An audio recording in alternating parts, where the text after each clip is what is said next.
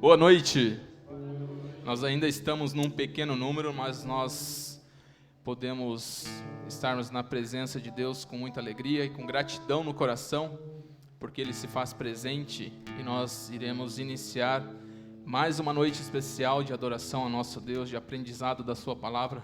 E para isso eu convido você a fechar os seus olhos e vamos orar. Bom Deus, nós estamos mais uma noite na Tua presença e queremos Te agradecer por o Senhor nos trazer até aqui. Continue conosco, usa a nossa mente, o nosso coração, para que nós possamos pensar e sentir a Tua presença. Que os louvores que sejam cantados possam exaltar o Teu nome, que a palavra que seja aberta seja de aprendizado para cada um de nós. Amém. Nós oramos e agradecidos. Amém. Vamos todos juntos louvar. Peço para vocês se colocarem em pé, seja o centro. Uma música que já é conhecida de todos nós, então solte a sua voz e exalte o nome de Deus.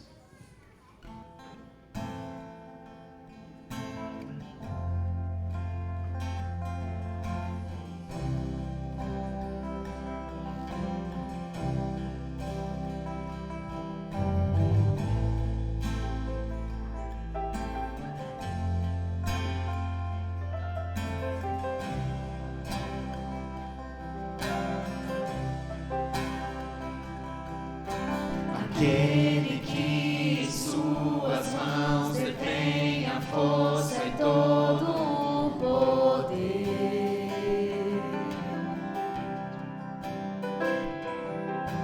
Aquele que promete a vida eterna a todo que nele crê.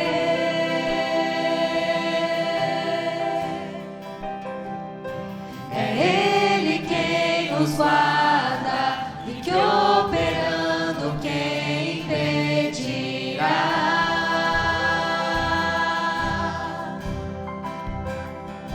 Ao guarda de Israel, clamamos, ouça nossa voz aqui.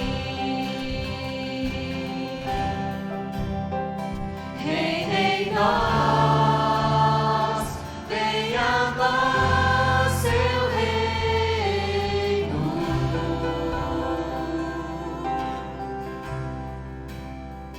Reina em nós, venha a nós sua glória, ó Deus.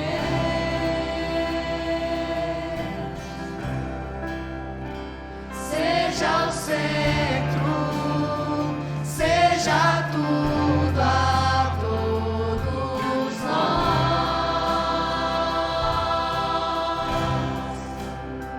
Seja o centro, seja tudo a todos nós.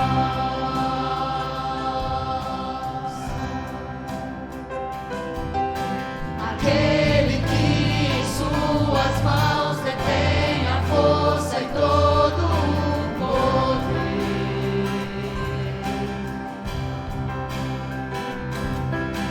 Aquele que promete a vida eterna a todo que nele crê.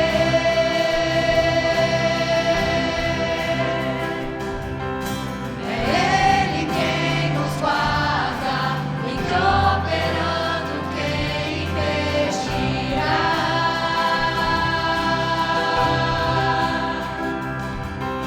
Ao guarda de Israel, clamamos, ouça nossa voz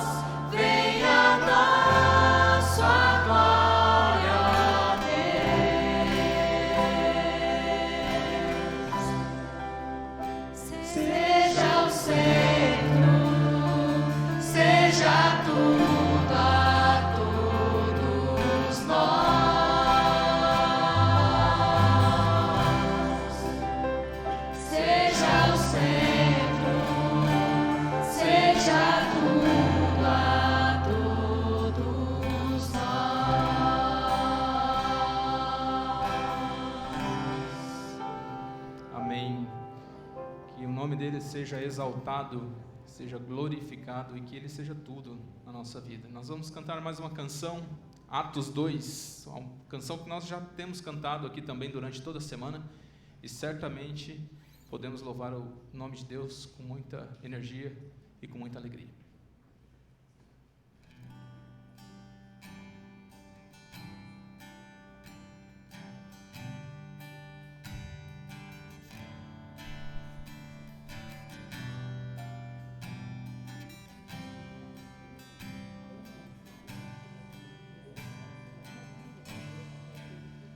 Nós estamos aqui, tão sedentos de Ti. Vem, ó Deus, vem, ó Deus. Enche este lugar, meu desejo é sentir Teu poder, Teu poder.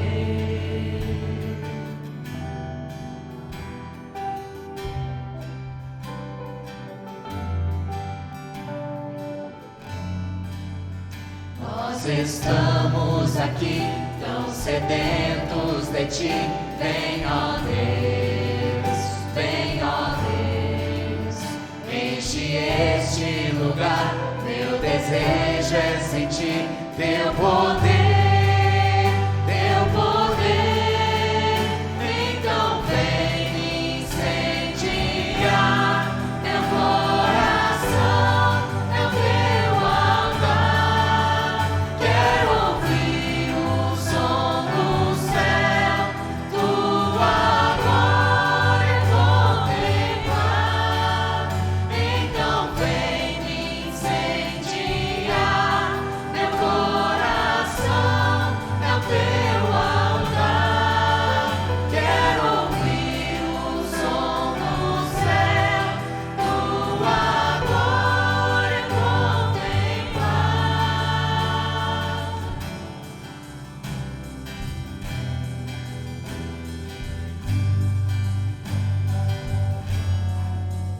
Nós estamos aqui, tão sedentos de Ti.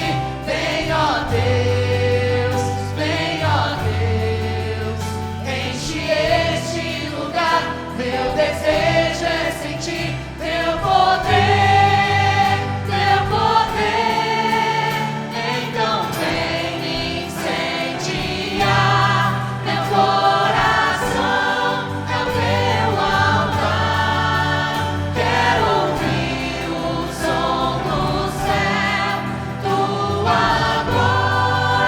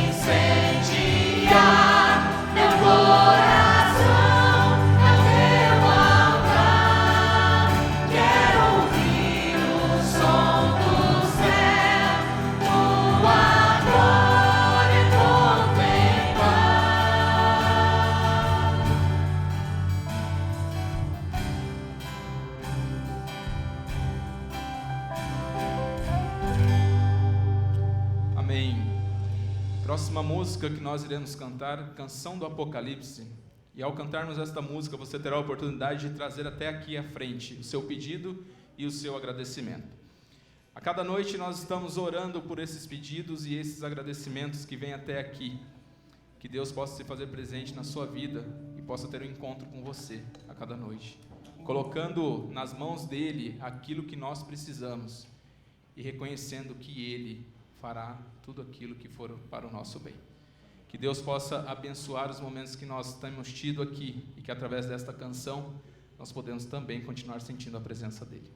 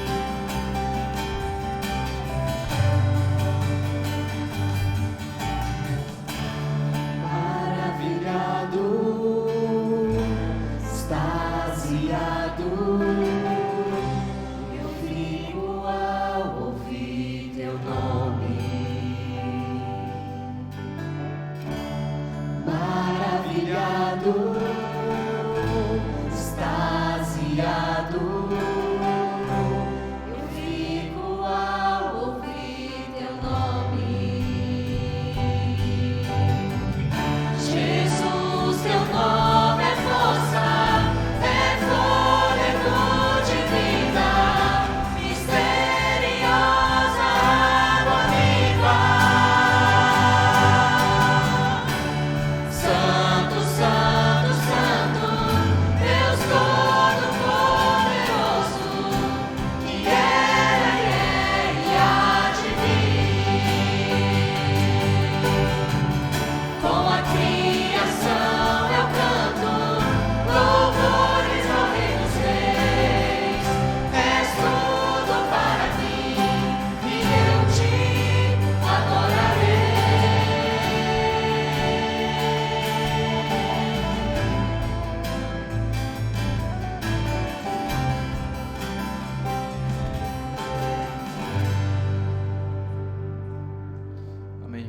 seus olhos, vamos orar. Grande Deus, obrigado por mais uma noite nós estarmos na Tua presença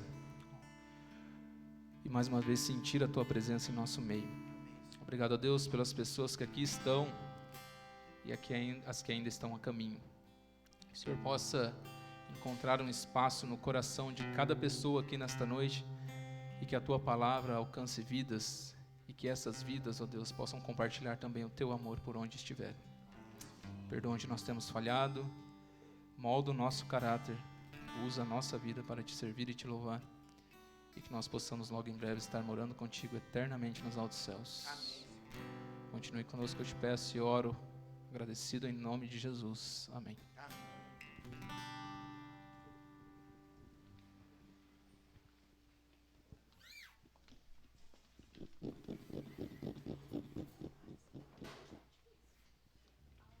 Oi. Boa noite, igreja. Que maravilha subir aqui e cumprimentar vocês de novo, hein?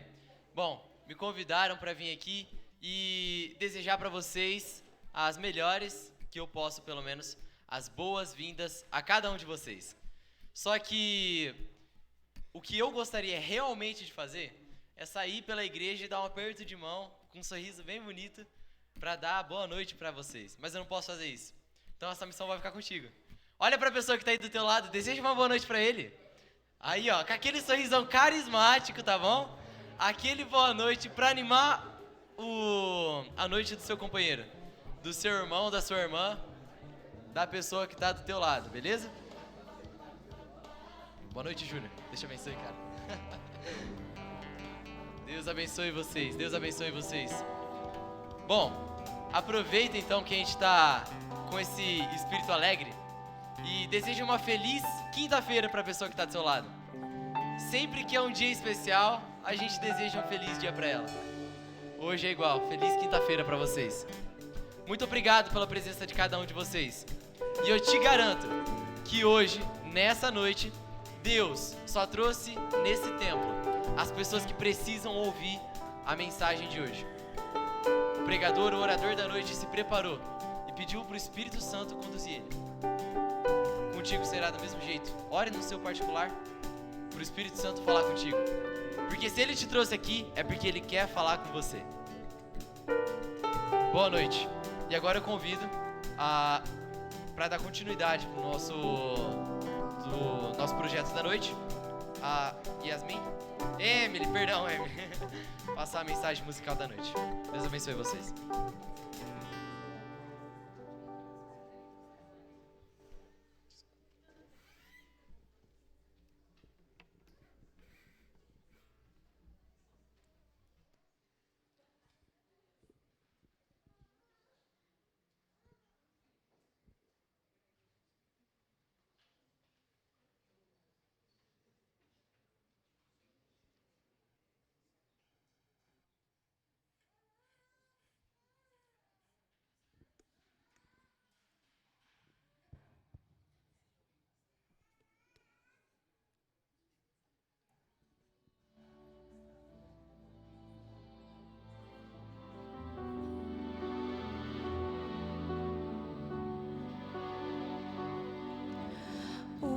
Tempestade se aproxima, sopra o vento forte sobre a embarcação. Mestre, acorda, vamos todos naufragar. Já estamos tão cansados de lutar e com paz em seu olhar. Ele vem pra me salvar. Sei que estás comigo na angústia e no escuro da tempestade, e não há nenhuma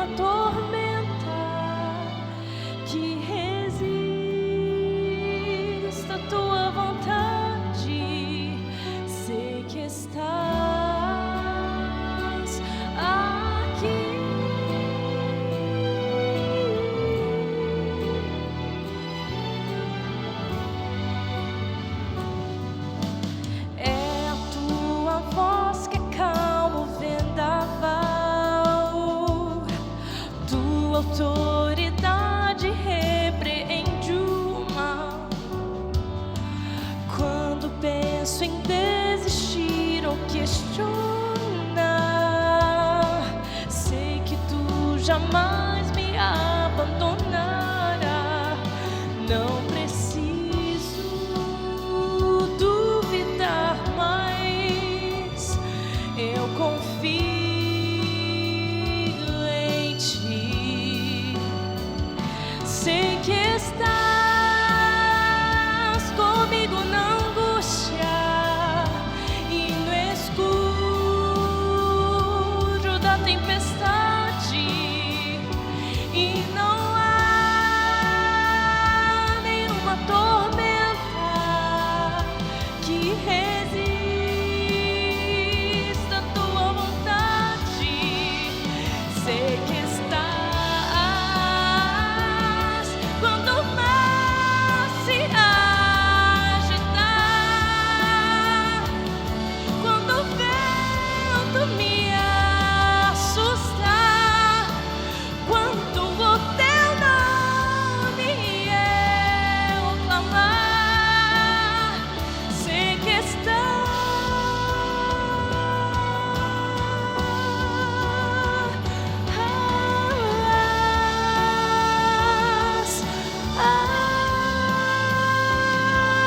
aqui.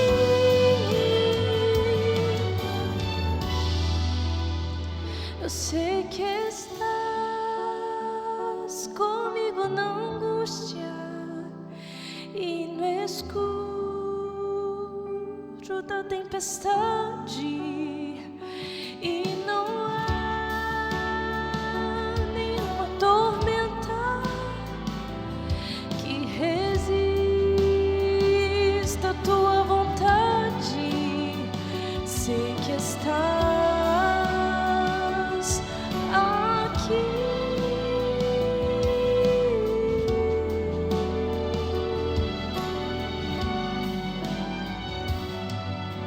Amém.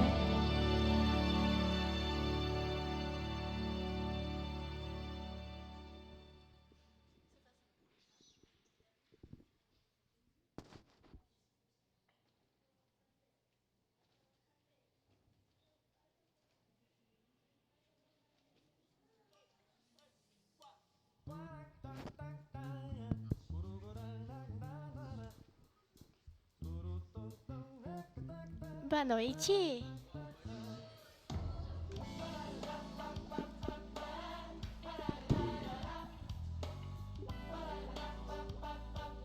Som.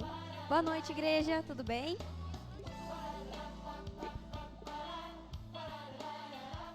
Só uma perguntinha. Alguém não pegou o papelzinho do sorteio? Ergue a mão. Fica com a mão levantada pra lá, Isla.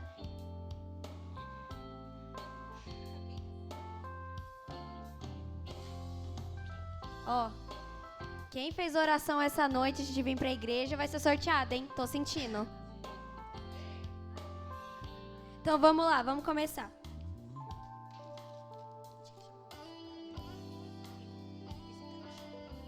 Tem alguma visita aqui na igreja hoje? Olha, atrás, ela não pegou.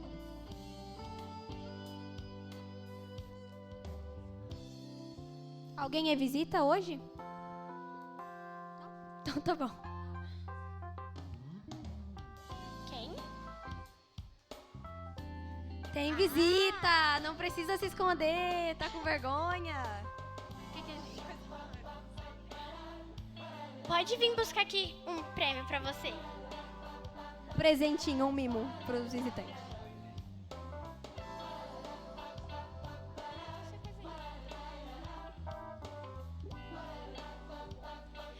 Bom, vamos pro sorteio. Primeiro número: 42839.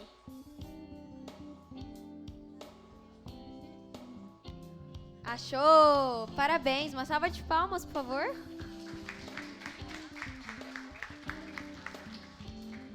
Pode escolher no seu presentinho e a gente vai sorteando mais um. Ó, tô sentindo, hein? Esse aqui é o ganhador. 68554. Olha só! Parabéns, pode vir.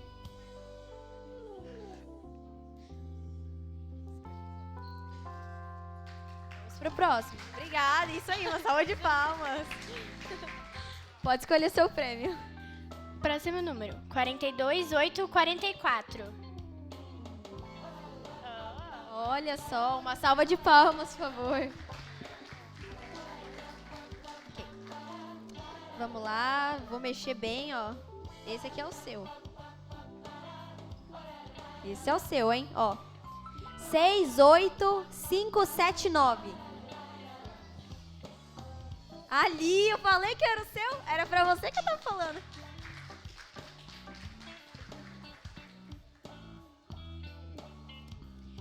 Seis, 8, 5, 63. Aí, uma salva de palmas.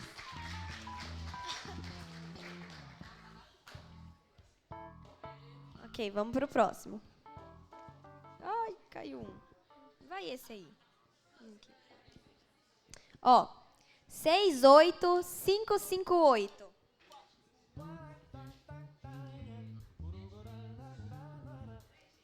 Ah, tá, é você. É você? Ah, ali.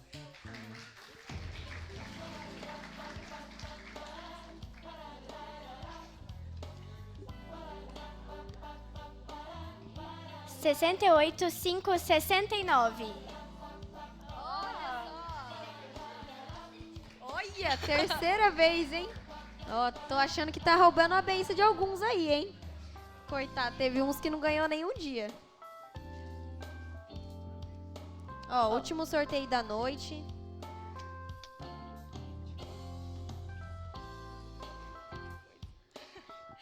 Quarenta e 795. Ali o Paiva, nosso baterista barra cantor. Ganhou um grande livro. E fica por aqui o nosso sorteio de hoje. Se você não ganhou, na próxima Boa você programação, ganha. boa noite.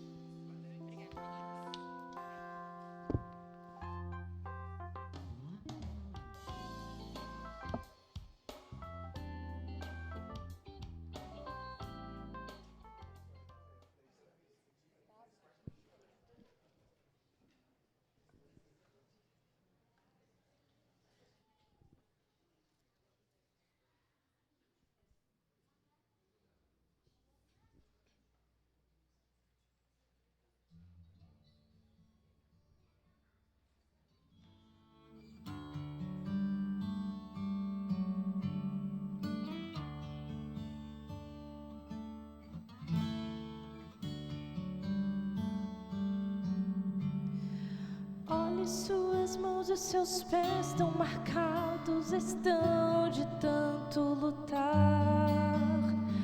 Tudo já veio ao chão, mas você se levanta depois de orar.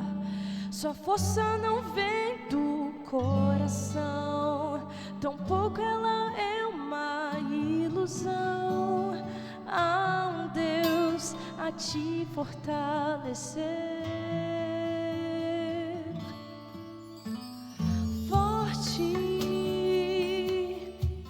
se a fraqueza te assombra, seja forte. Reconheça que sua vida só depende de Deus. Forte, se o peso te esmaga, seja forte. Se derrame aos pés do Salvador e conte com Ele até o fim.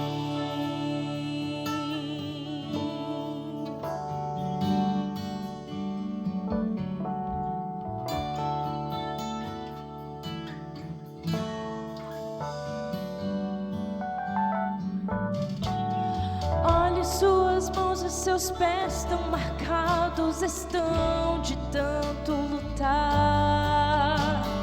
Tudo já veio ao chão, mas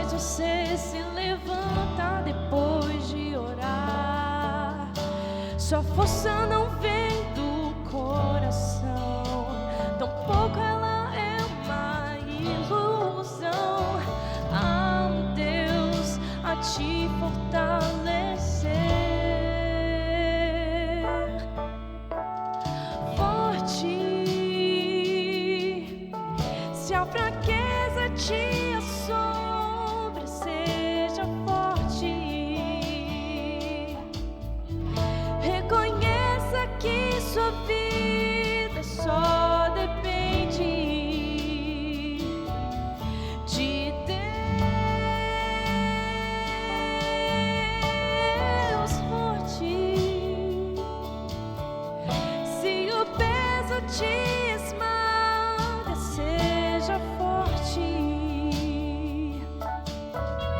Se derrame aos pés do Salvador e conte com Ele até o fim. O fim. O fim.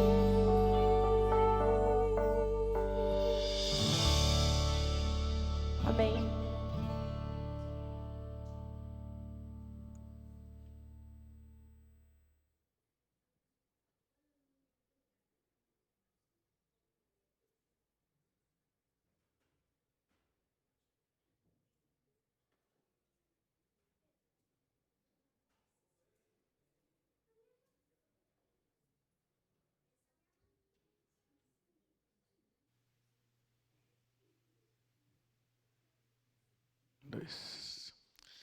Abra sua Bíblia no livro de Apocalipse, capítulo 3.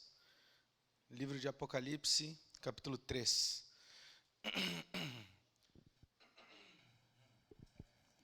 Hoje é quinta-feira, estamos chegando à reta final da nossa semana de estudos.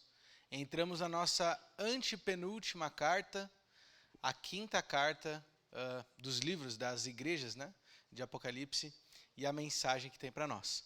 Ao longo dessa semana nós temos visto que essas mensagens que Deus deixa, que são um ato de graça e de milagre, elas podem ser mensagens de exortação, mensagens de incentivo, mensagens de correção ou apelos que Deus tem a fazer, alertas. Bom, essas mensagens elas também têm lições. Quando a gente analisa o seu ponto de vista histórico, quando a gente analisa o seu papel profético, mas também a gente percebe que tudo que foi falado para aquela igreja tem uma aplicação muito prática para aquilo que a gente está vivendo.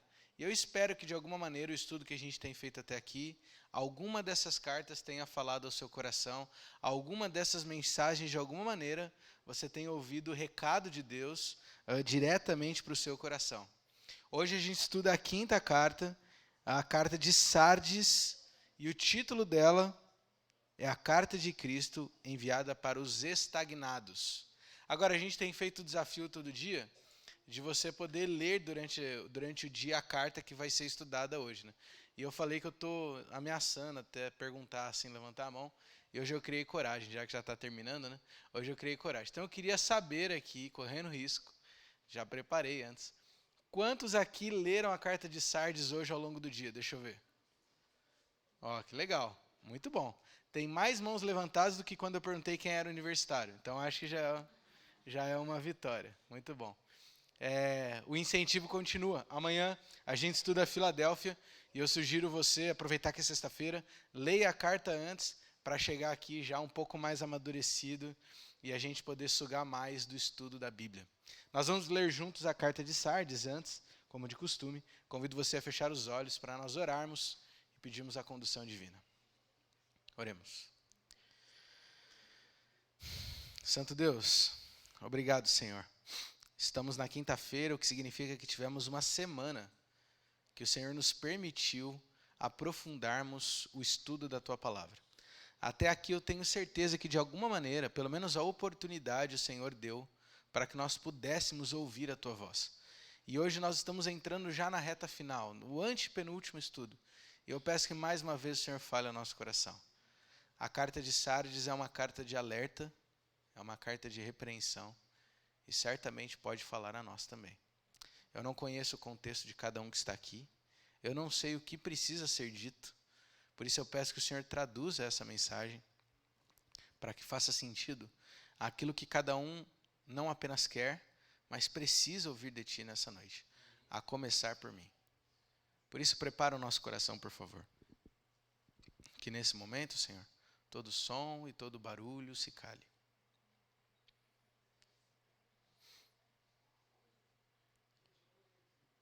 Que apenas a Sua presença possa ser sentida em nosso meio e que o mesmo Espírito Santo que inspirou os profetas para escrever esse livro sagrado possa falar aos nossos ouvidos, para a gente sair daqui transformado pela Tua palavra.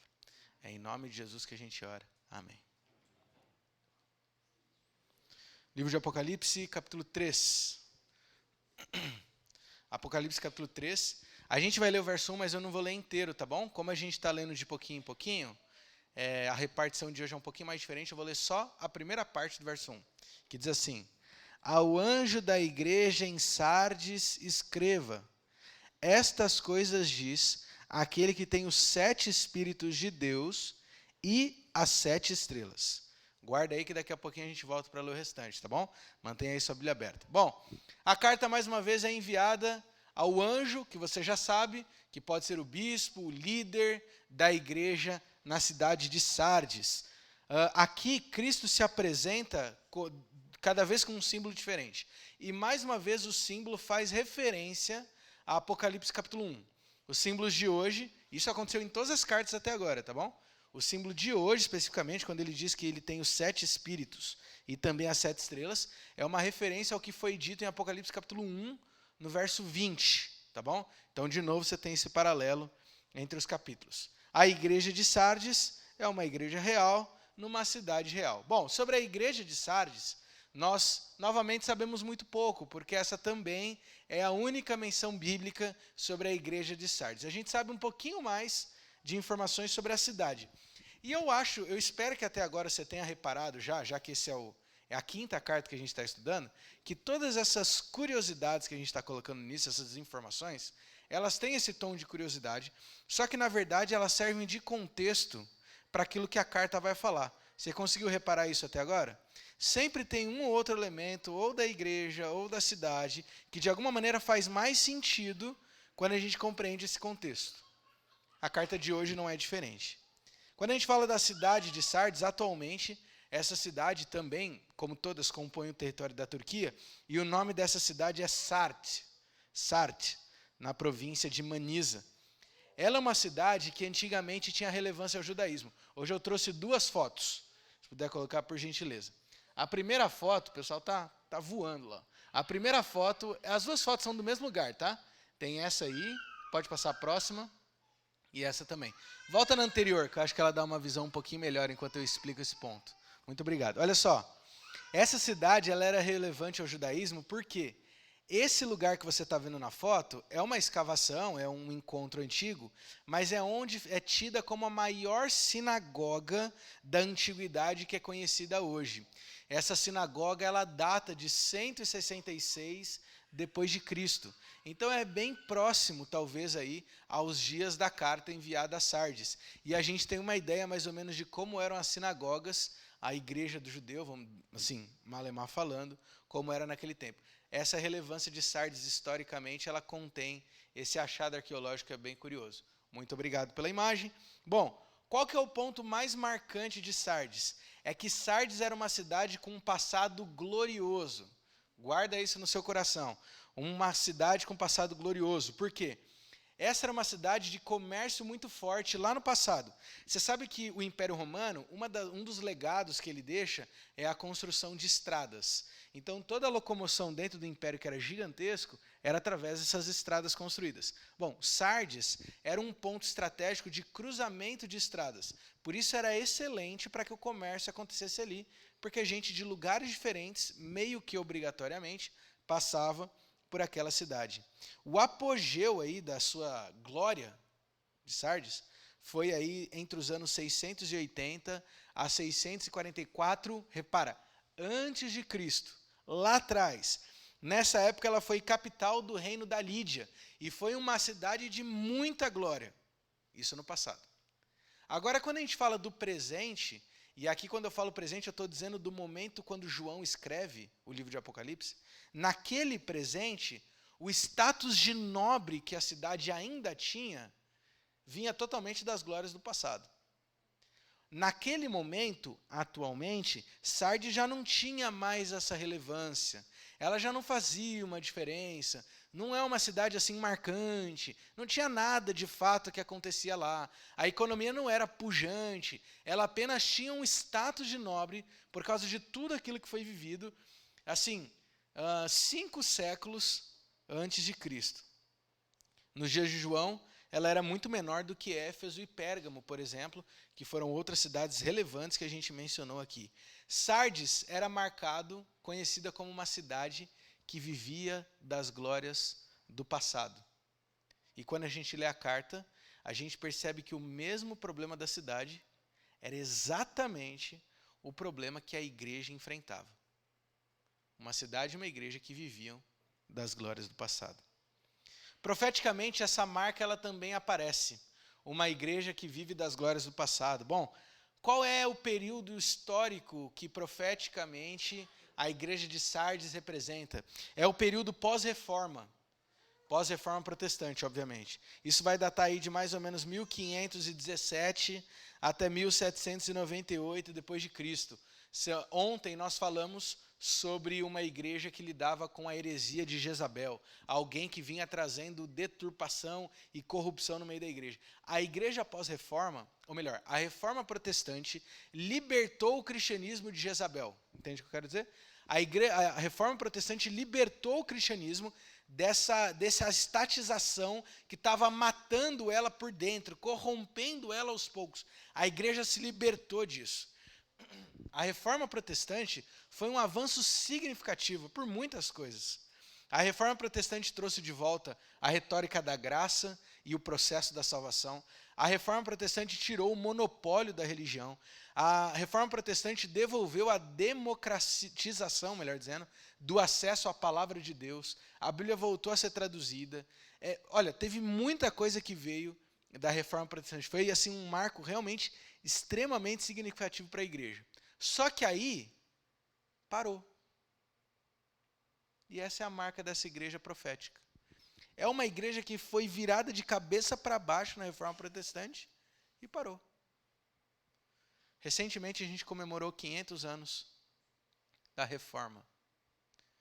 E aí o slogan, até na última comemoração que eu vi, do aniversário da reforma era: a reforma ainda continua.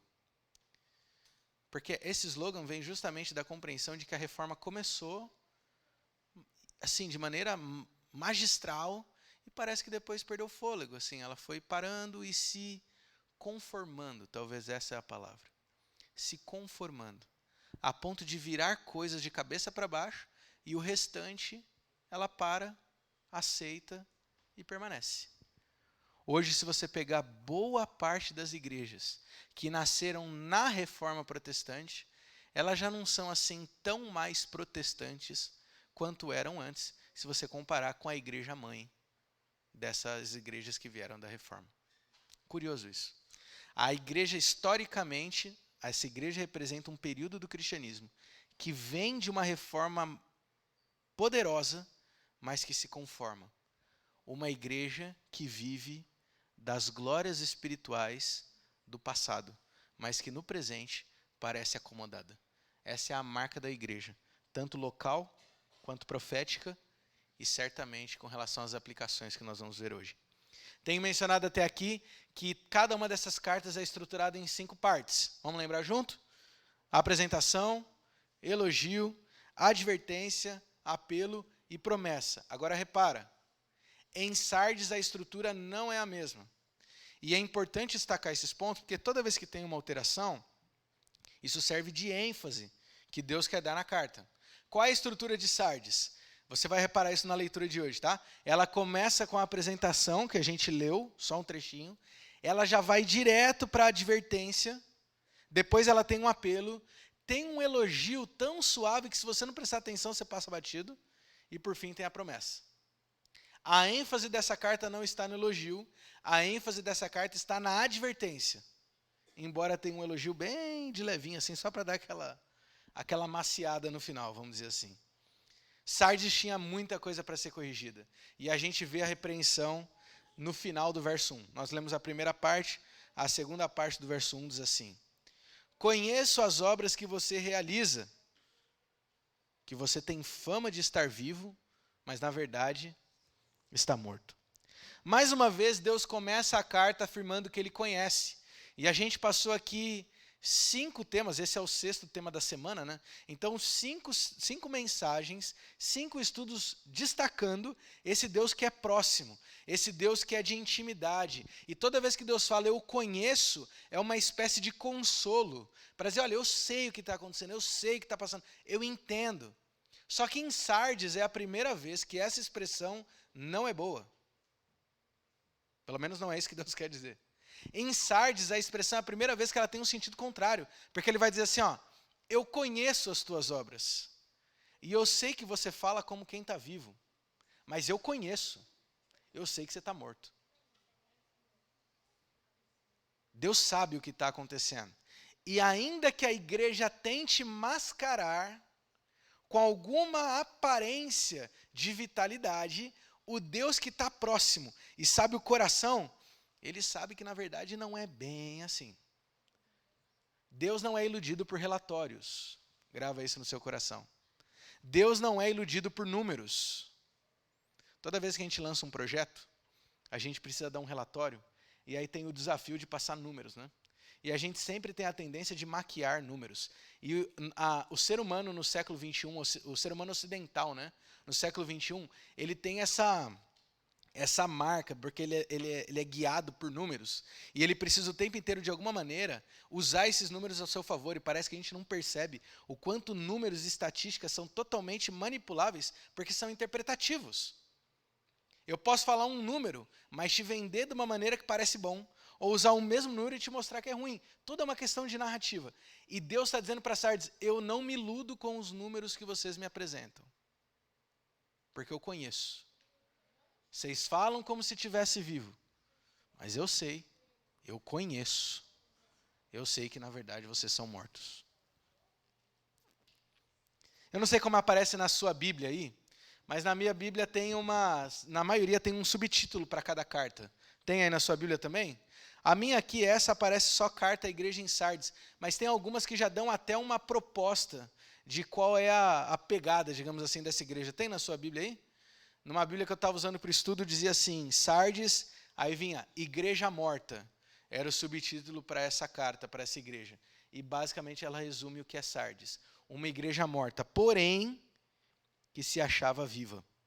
Deus faz questão de enfatizar a realidade. Mas por que essa crítica? Qual que era o grande problema de Sardes? E é aqui que a coisa começa a ficar curiosa.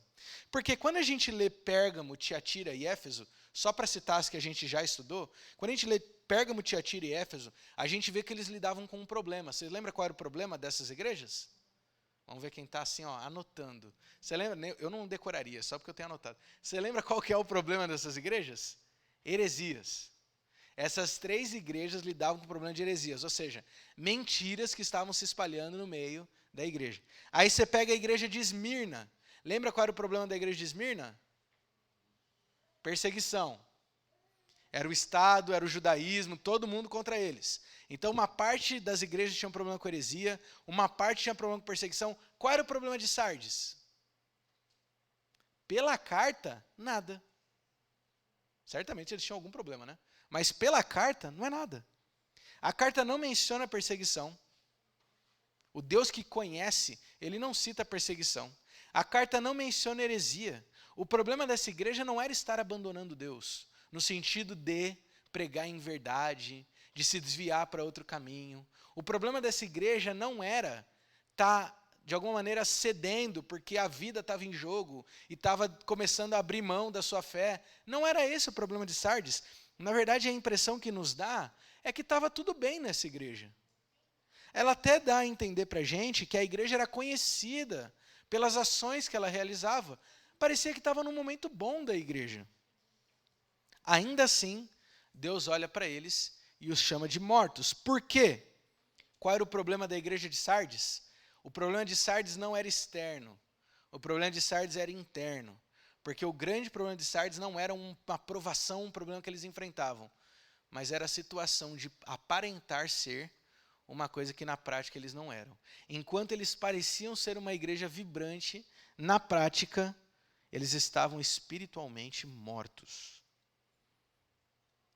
Hoje, se você quiser resumir todo o nosso estudo a uma única reflexão é: quem somos nós hoje?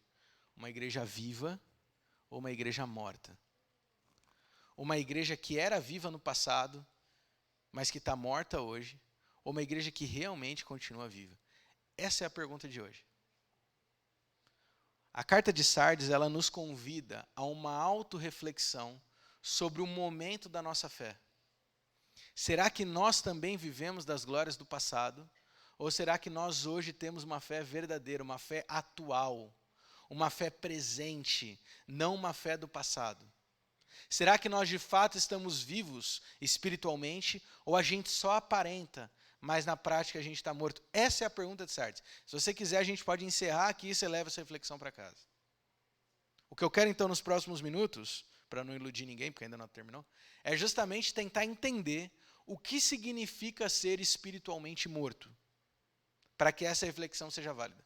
E a partir da própria carta, de elementos que a própria carta menciona, eu destaquei aqui no estudo de hoje 3 características que identificam alguém ou uma igreja que está espiritualmente morto. E eu vou mencionar essas 3 características, convidando você a passar o tema de hoje inteiro fazendo uma autorreflexão. A realmente fazendo uma autoavaliação e tentando perceber em que momento da fé você está. Esse é o convite de hoje. Preparado? Vamos lá. Primeira característica de uma igreja espiritualmente morta. Entenda sinônimos aqui, tá? Igreja espiritualmente morta ou uma pessoa, um cristão espiritualmente morto. Primeira característica, ele não enxerga o presente. Não enxerga o presente. E guarda essa característica no coração, já vou dar um spoiler aqui, porque quando a gente for chegar lá em Laodiceia, esse elemento ele vai retornar. A primeira característica de alguém espiritualmente morto é que ele não enxerga a sua situação atual. Você sabe qual que é o grande problema que o pecado causa? Cegueira. O pecado nos causa cegueira. E ele não permite a gente enxergar a real situação que a gente está vivendo. Eu já mencionei isso em outro estudo aqui, que ninguém abandona Deus do dia para a noite. É um processo que a gente vive. O problema é que a gente costuma perceber quando já é, entre aspas, tarde demais. Ou seja, quando a gente já está longe demais e às vezes a gente sente que nem tem força para voltar. O verso 1 que a gente leu mostra isso. Vocês se veem como vivos, mas na verdade vocês estão mortos. Deus é o único que consegue identificar que aquela igreja está morta, porque ele vê o que o ser humano não vê. Mas o que a igreja se avaliava era estar viva, ou seja, a igreja não enxerga a sua condição atual. Tem uma história que, sinceramente, eu não sei mais se ela é verdade ou mentira, tá? Eu passei a vida inteira aprendendo que era verdade. Aí teve uma pessoa que veio me dizer que isso é mito, e aí depois alguém me disse que era mito, que ela era mito. Então, na verdade, era verdade. Então, eu não sei mais. Eu vou falar igual, mas eu já não tenho mais compromisso se ela é verdadeira ou não, esse fato, tá? Mas tem um livro que fala sobre sapos. A história você já deve ter ouvido essa metáfora em algum momento. Reza a lenda, e aí eu não sei se é verdade ou não, porque, obviamente, eu nunca vou fazer isso na minha vida. Mas se você pegar um sapo e colocar ele dentro da água fervente, o sapo ele pula na hora. Porque ele percebe a temperatura da água e foge para salvar a sua própria vida. Porém, eu não sei quem foi que teve essa cabecinha do bem para testar isso, né? Se você pegar o sapo e colocar na água fria e começar a esquentar ela, diz esse mito verdadeiro que a água vai esquentando, o sapo não vai percebendo, ele vai se acostumando e, de repente, ele morre com água quente. Se você colocar ele imediatamente, ele pula. Mas se você colocar ele na água fria e esquentar a água, ele morre. Não teste isso em casa. Exatamente, ele vai se adaptando, é isso. É verdade essa história, irmã? Diz que é. Então deve ser verdade, amém. Já tem um pouco mais de comprovação da história.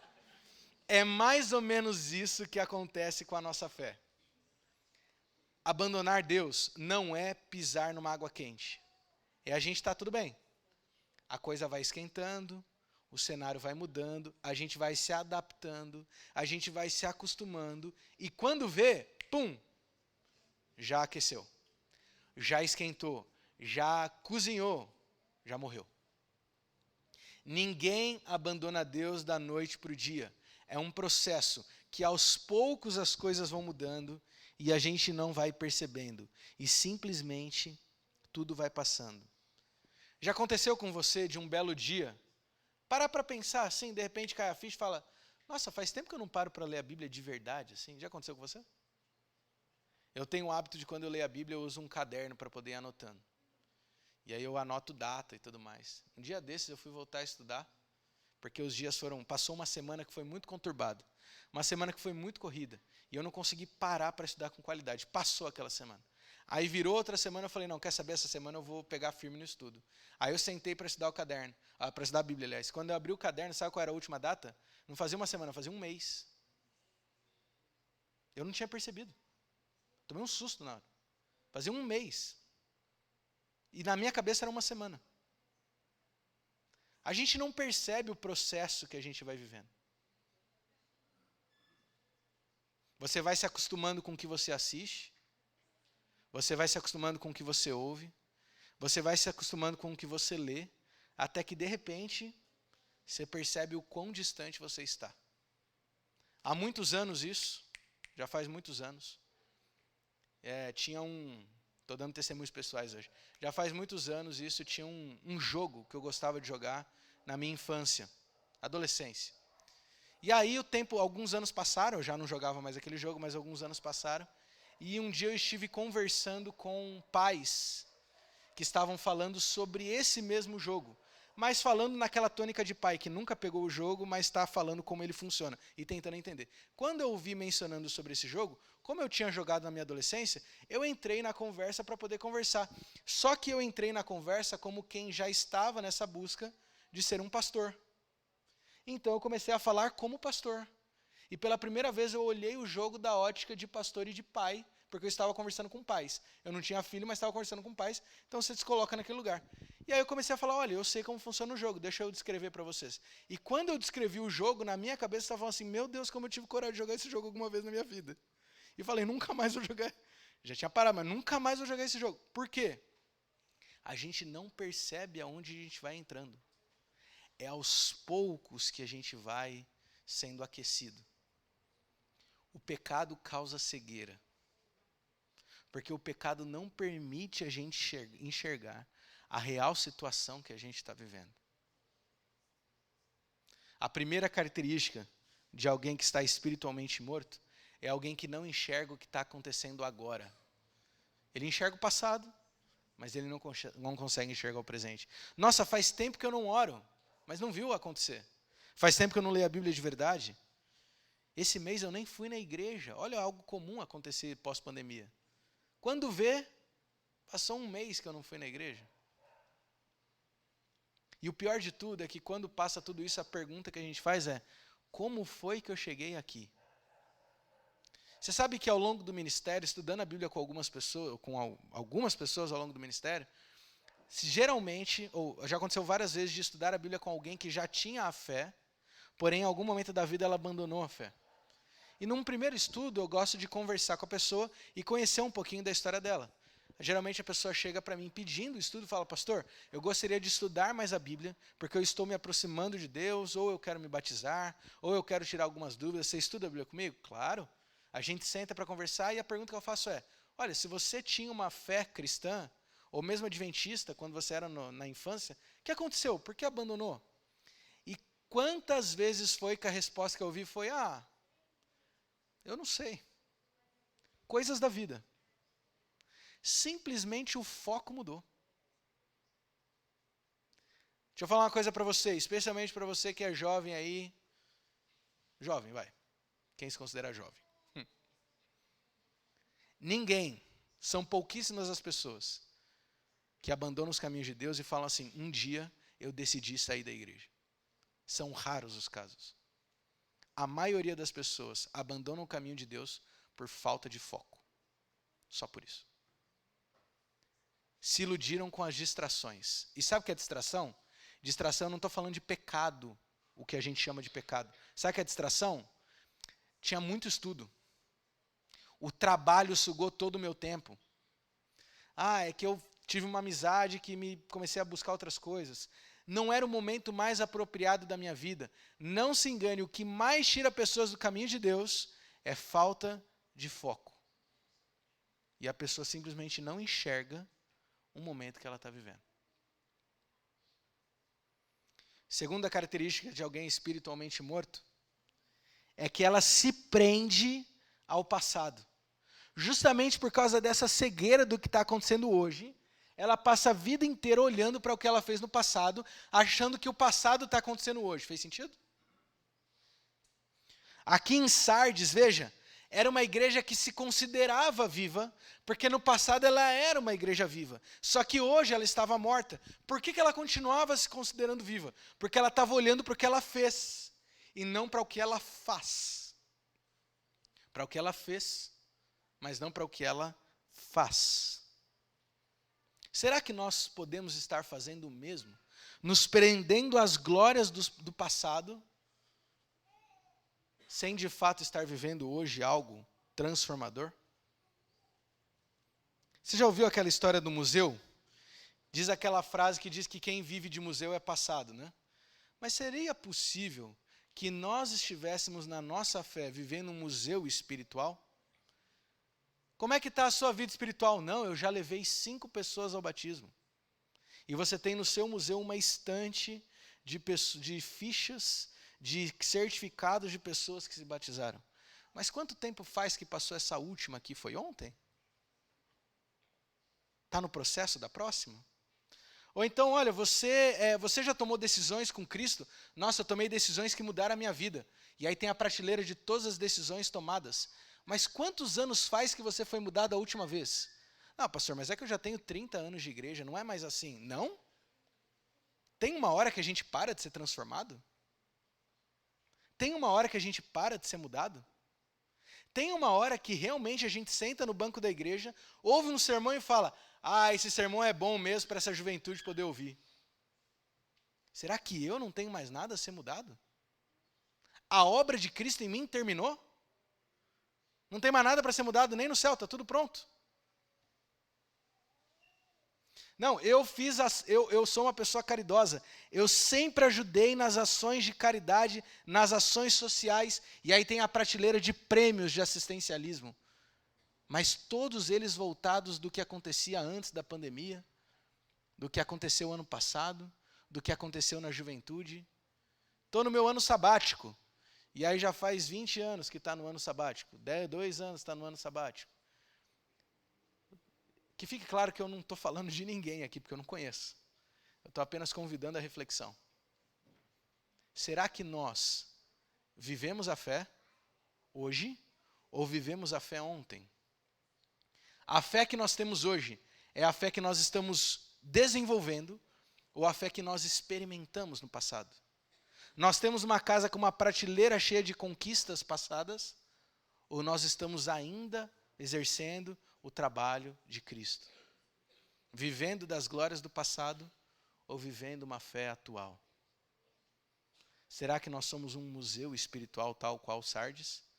Uma igreja que se achava viva porque estava olhando para a prateleira, mas não estava vivendo o presente?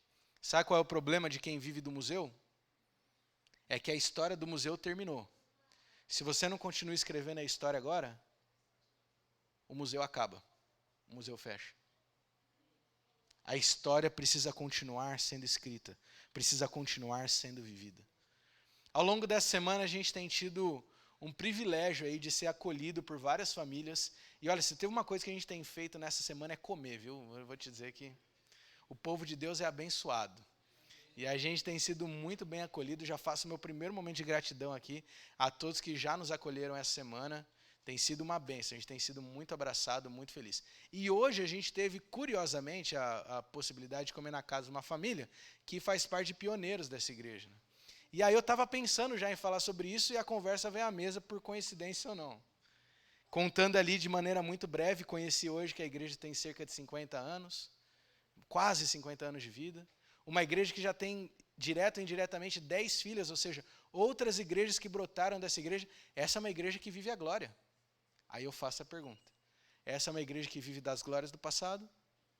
Ou ela continua vivendo essa glória?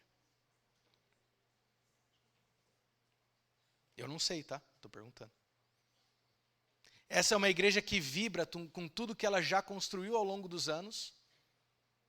Ou é uma igreja que continua construindo? Tudo que foi feito não é apagado, mas é que para ser uma igreja viva, aquilo não basta. A transformação continua hoje.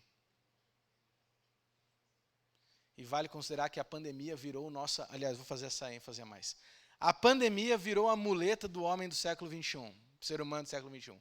Quando não está dando certo uma coisa, o que a gente fala hoje? Puxa, a pandemia quebrou tudo. Gente, já passou. Não tem nem regra mais de pandemia. Até quando a gente vai usar essa muleta? E aí, a igreja está vibrante? A pandemia atrapalhou um pouco, né? Mas já passou. E aí, como é que está a sua vida com Deus? Estava bem, a pandemia mudou um pouco, mas estou tentando retomar. Gente, já passou. Até quando a gente vai usar a muleta da pandemia para desculpar aquilo que nós não fazemos hoje? Até quando nós vamos nos vangloriar do que fizemos ontem para iludir a nossa cabeça e desculpar daquilo que nós não estamos fazendo hoje? Até quando vamos usar muletas e desculpas para aliviar a consciência de saber que está no erro hoje? Nosso trabalho não termina quando a pandemia vem. Nosso trabalho não termina quando a gente atinge o número máximo de serviço, de anos de serviço. Nosso trabalho termina quando Jesus volta. Nosso desenvolvimento espiritual não termina quando a gente atinge uma idade de maioridade espiritual. Nosso desenvolvimento espiritual não termina quando a gente atinge uma nirvana da fé. Isso não é cristianismo. Nosso desenvolvimento espiritual termina quando Cristo volta. Até lá a gente não está pronto.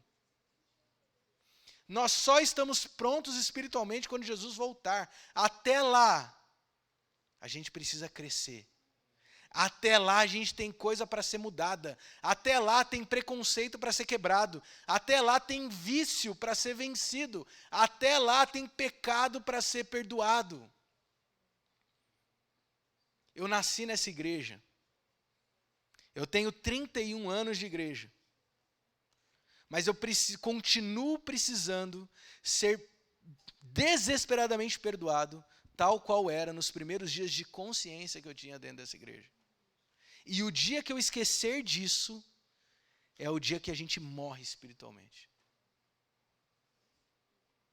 O cristão vivo é um cristão inconformado. O cristão vivo é um cristão que sabe que nunca terá o suficiente.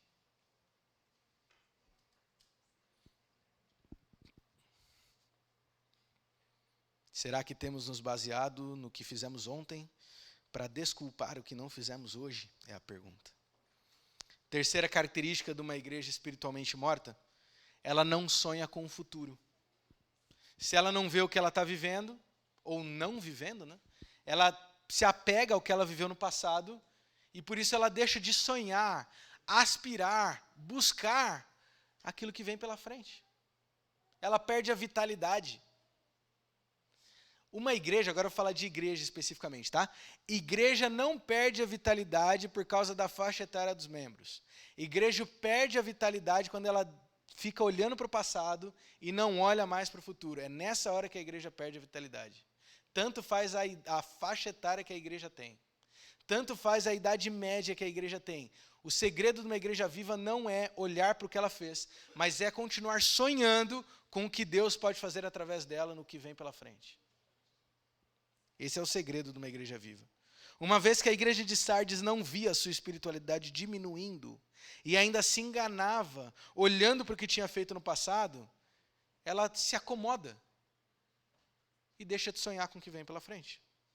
É por isso que é uma igreja que não busca mudança, porque é uma igreja que está confortável. É uma igreja que está confortável. Você já parou para pensar quanto tempo a gente gasta dos projetos da nossa igreja sonhando com conforto? Você já fez essa conta? Isso aqui eu não estou falando da Igreja Jardim Alvorada não, tá? Estou falando de qualquer igreja.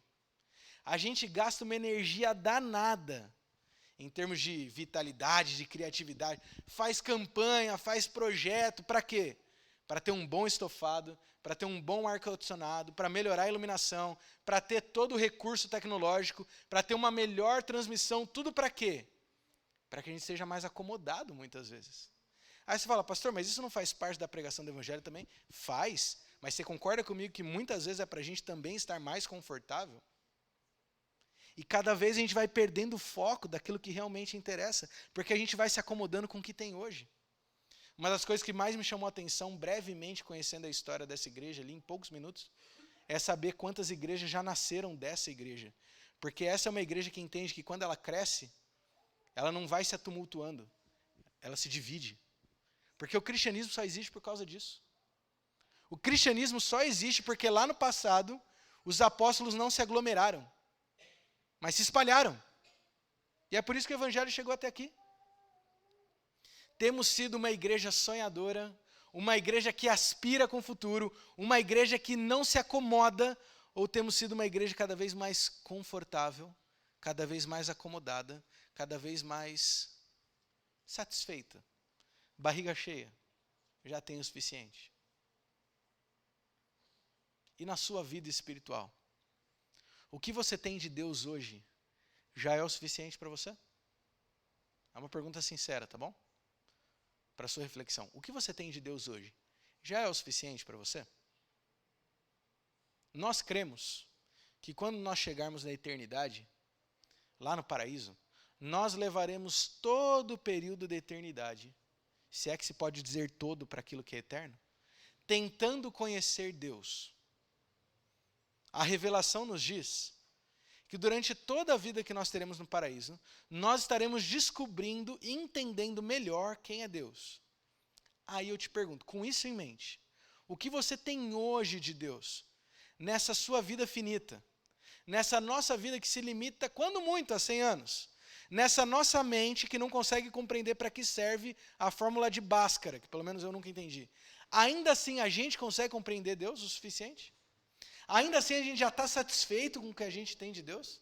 Já está satisfeito com o que entrou na cabeça de Deus? Ou será que a gente tem vivido a inconformidade? Característica elementar do cristão, inconformidade. Quantas vezes você já leu a Bíblia? Talvez essa não seja a pergunta certa. A gente insiste em fazer ela. Talvez a pergunta certa seja: o que a Bíblia tem mudado na sua vida hoje? Tanto faz se você leu uma ou 20 vezes. O que ela tem mudado na sua vida hoje? Quantas vezes você ora por dia? A gente é apaixonado por números. Talvez essa não seja a pergunta certa. A pergunta é: que tipo de intimidade você teve com Deus hoje, que foi mais transformador do que ontem? Você entende? O ponto não é estatística. O ponto não é alcançar um número ou uma margem de erro. O ponto não é alcançar uma média ou uma meta. O ponto é inconformidade para sempre buscar mais e mais de Cristo. O apelo da carta de Sardes tem a ver com isso. No verso 2 e 3, o apelo diz assim: fiquem vigiando e fortaleça o restante que estava para morrer, porque eu verifiquei que as obras que você realiza não são íntegras na presença do meu Deus.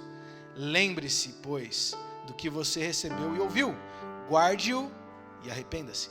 Se você não vigiar, eu virei como ladrão, e você de modo nenhum saberá em que hora eu virei contra você. No apelo de Deus a Sardes, 2 convites são destacados. O apelo tem 2 partes. O primeiro apelo feito para a igreja de Sardes, uma igreja espiritualmente morta. O primeiro convite é: vigiem. Mantenha o que ainda não morreu. Se apega firme àquilo que ainda tem vida e vigia. Note que quando ele fala sobre o ladrão, Lá em Apocalipse 16:15 é o próprio Deus quem diz: eis que venho como ladrão. E aqui tem uma referência clara ao que Jesus também fala lá em Mateus capítulo 24. O tempo inteiro essa expressão volta: eis que venho como ladrão. O que significa Jesus falar que vem como ladrão? Qual é a ênfase dele? A ênfase dele não é o que o ladrão faz. A ênfase dele é a não expectativa pela vinda do ladrão. Não sei se essa é a melhor expressão. A ênfase é no despreparo. O ladrão vem quando você está despreparado. O ladrão sempre pega de surpresa. Por quê? Porque senão você não era roubado. É a metáfora aqui, né? Se você soubesse, você estava com um guarda na tua casa com uma arma apontada. Você não era roubado. O ladrão vem quando você não espera. E nesse sentido ele já avisa: olha, você não sabe em que dia e hora eu venho, mas eu estou te avisando. É numa hora que você não espera. Bom, se eu sei que é numa hora que eu não espero, se o ladrão me avisou, imagina que você está em casa e o ladrão liga: seu João, Dona Maria, é o seguinte, em poucos dias eu vou roubar a tua casa, mas você não sabe quando eu vou, fique esperto. O que você vai fazer? Você vai vigiar o tempo todo, você vai reforçar a proteção o tempo todo. Cristo fala a mesma coisa: eu estou te avisando que eu vou vir na hora que você não espera, então pelo amor de Deus, vigia. Aliás, eu vou te dar um exercício, uma sugestão, tá bom? Quando chegar em casa, leia Mateus capítulo 24, capítulo 25. Mateus capítulo 24 inicia um discurso de Jesus, que só vai terminar no capítulo 25. Mateus capítulo 24 é um trecho que a gente estuda muito da Bíblia, porque é onde estão registrados os sinais da volta de Jesus. Mas eu não sei se você já fez a comparação de ênfase desse capítulo. Para arredondar para cima, metade do capítulo 24 de Mateus, Jesus está descrevendo o que chamamos dos sinais da volta dele. Metade do capítulo 24. Na metade final do capítulo 24 e durante todo o capítulo 25, sabe o que Jesus está falando? Vigia. Sabe por que Jesus dá os sinais da volta dele? Eu já falei isso em outro momento. É para a gente não ser pego de surpresa. Não é para você só saber o futuro, mas é para você vigiar. É para você estar preparado. Vigia. Cristo gasta mais tempo falando sobre vigiar do que descrevendo que o sol e a lua vão escurecer. Cristo gasta um verso em Mateus 24 para falar que o sol e a lua vão escurecer.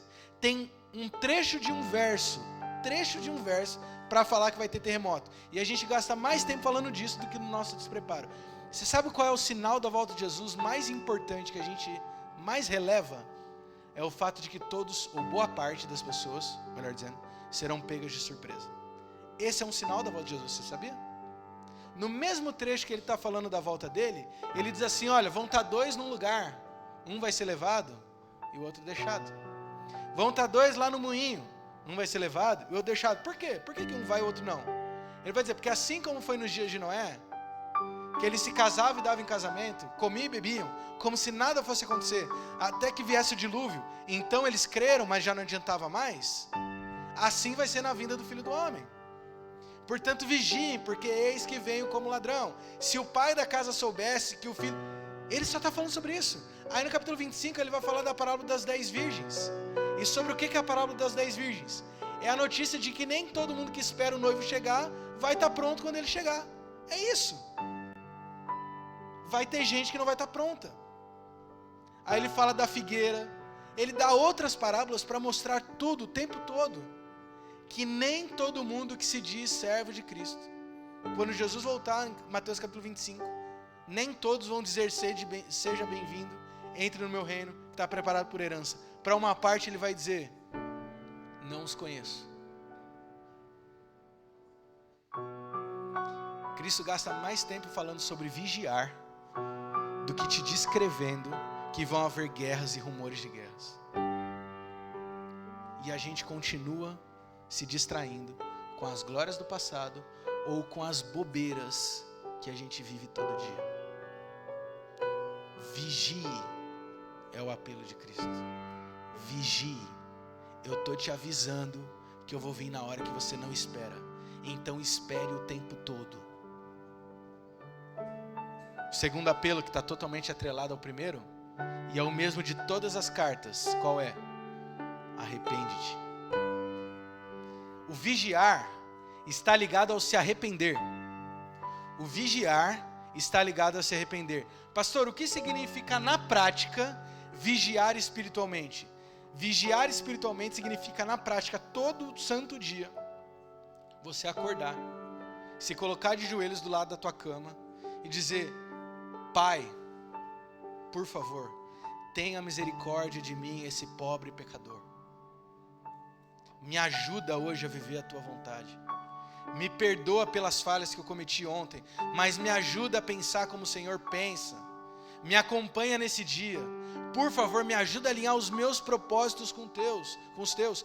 Isso significa vigiar. É o tempo inteiro estar conectado com Ele. Vigiar constantemente não é passar 24 horas de joelhos. Não dá para fazer isso. Quem dera desce, mas não dá. Vigiar significa viver com Cristo. É o orar sem cessar. Ou seja, não é eu ter uma oração muito longa. É quando eu termino a oração, eu continuar em oração. Porque enquanto eu estiver conectado com Cristo, Ele vem e eu não sou surpreendido. Porque se eu estou conectado com Ele, eu vejo Ele vindo. Só é surpreendido quem não está com Cristo. Vigiar significa estar com Cristo o tempo todo. Isso é orar sem cessar.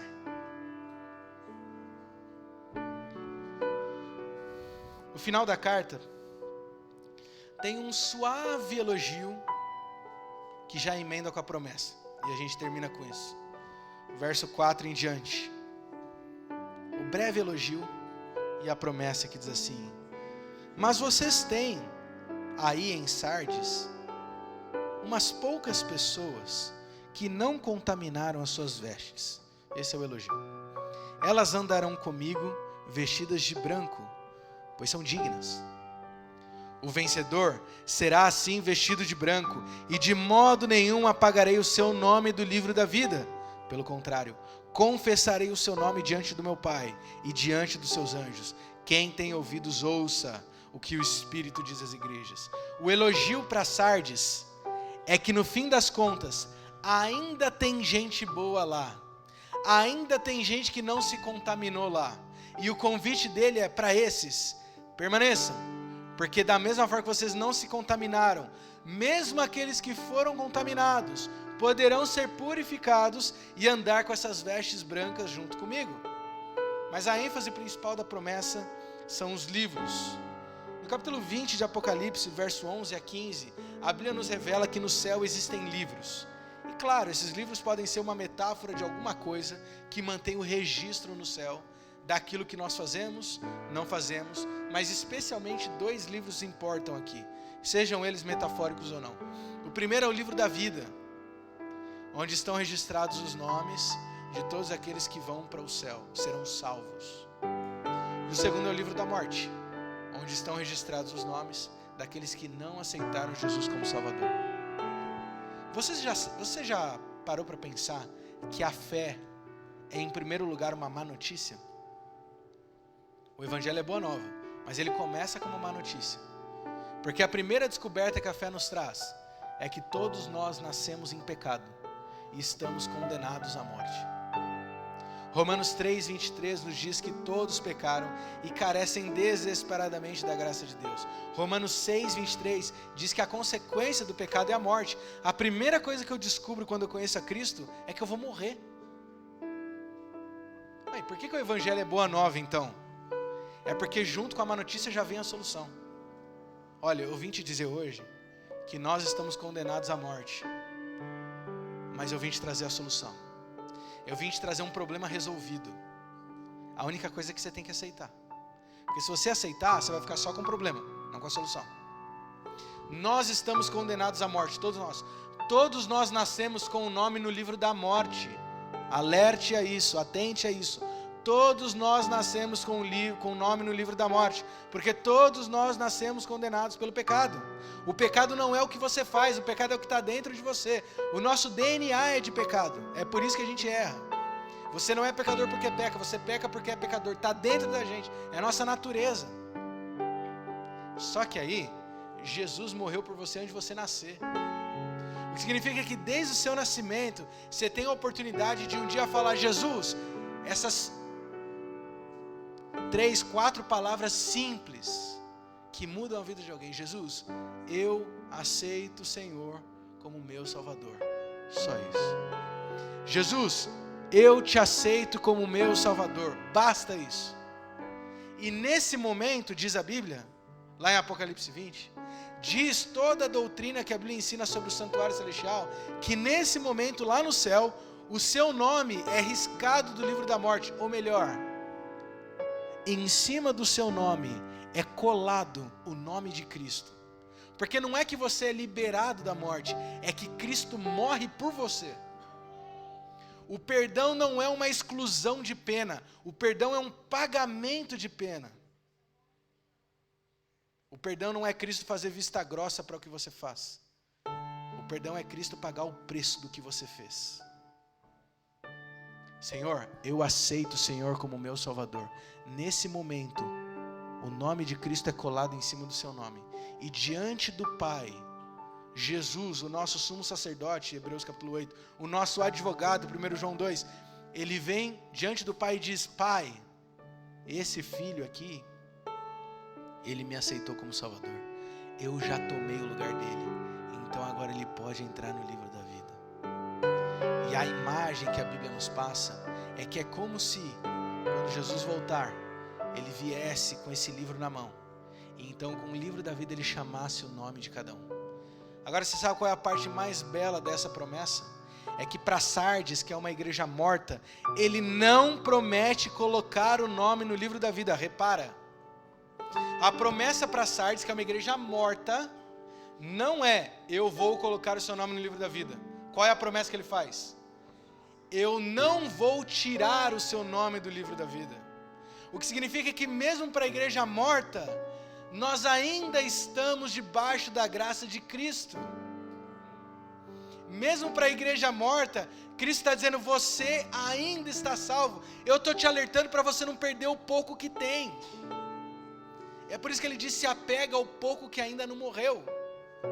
Porque se você vencer, de modo nenhum eu tirarei o seu nome do livro da vida. Nós ainda podemos estar entre os salvos, ainda que seja uma espiritualidade morrendo. Mas vigia, acorda, enquanto ainda há tempo. Sardes é um convite à autorreflexão. E a pergunta que eu faço é: quem é você hoje? Um cristão que morreu, mas não está vendo? Ou um cristão que realmente é vivo? Um cristão que está cego para a situação atual, vivendo das glórias do passado? Ou alguém que continua buscando a Cristo hoje? Ao vencedor, Cristo promete que de forma alguma tirará o seu nome do livro da vida. Quem tem ouvidos, ouça o que o Espírito diz às igrejas. Vamos orar. Santo Deus, obrigado porque na sua infinita misericórdia, apesar de nossas falhas, apesar de nossas quedas, apesar de nossa inconstância, apesar dos nossos problemas, apesar de às vezes vivermos de glórias do passado, apesar de às vezes estarmos num presente tão corrompido, apesar de às vezes sermos uma igreja morta, ainda assim o Senhor nos alerta que ainda estamos entre os salvos, ainda estamos entre aqueles que o Senhor vai levar para o paraíso, ainda estamos entre aqueles que o teu sangue é capaz de alcançar. Obrigado porque a tua misericórdia é maior do que a nossa aceitação. Obrigado porque o teu perdão é maior do que o nosso arrependimento. Obrigado porque a tua graça é maior do que a nossa noção de pecador. O que eu te peço, Senhor, se tem alguém aqui hoje que está morrendo aos poucos espiritualmente e não está percebendo o buraco que está entrando, que o Senhor possa hoje dar um sacode para que essa pessoa saia daqui hoje ressuscitada em nome de Jesus.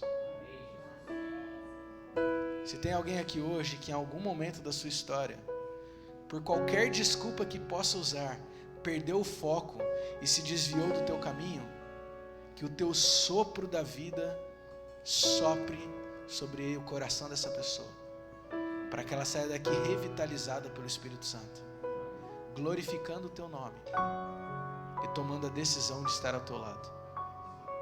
Por favor, Senhor, que o Senhor nos dê vida, mas vida em abundância. Em nome de Jesus nós oramos. Amém.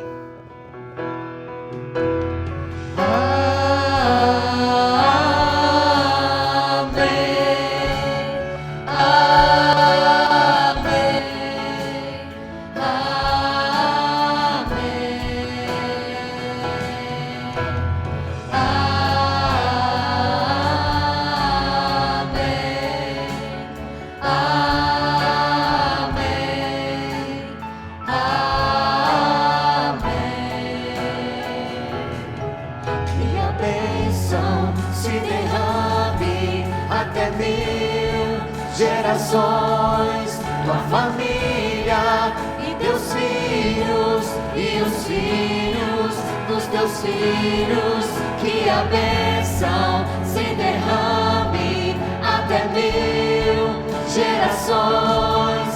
Tua família e teus filhos e os filhos dos teus filhos, que a bênção se derrame até 1000 gerações. Tua família e teus filhos e os filhos dos teus filhos, que a bênção se derrame até 1000 gerações. Tua família e teus filhos e os filhos dos teus filhos, sua presença te acompanhe por detrás, por diante, do teu lado e em ti. É contigo, é por ti, e de dia e de noite, tua entrada e saída, em teu riso, em teu choro, é contigo, é por ti.